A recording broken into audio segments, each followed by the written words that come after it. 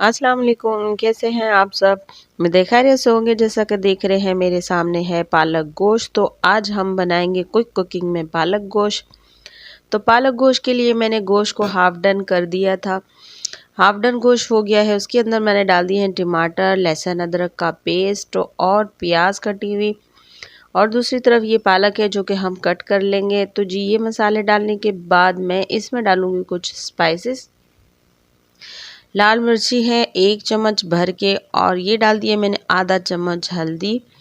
अच्छा, इसमें मैंने लिया है आधा किलो गोश्त है और मेरे पास एक गड्डी पालक की है, ठीक है। और ये सारे मसाले डालने के बाद इसमें ऑयल डालूंगी। ऑयल डाल के और मैं इसको थोड़ा लगाऊंगी दम, और दम में ही जो है ये डन हो जाएगा और भुनाई के लिए तैयार हो जाएगा। ये मैंने कट करके वॉश करके बॉयल होने रख दी है पालक।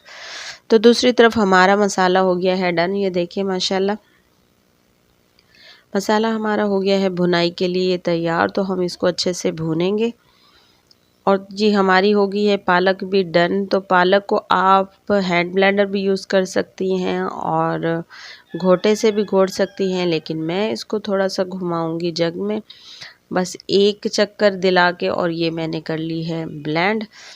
तो जी ये मसाला हमारा देखिए माशाल्लाह कितना खूबसूरत तैयार हो गया है। तो हम इसमें डालेंगे पालक। और जो लोग न्यू हैं मुझे सब्सक्राइब कर लें और सब्सक्राइब ज़रूर किया करें। वीडियो पसंद आए तो ये आपका तोहफ़ा होता है हमारे लिए और हमारी हौसला अफजाई होती है।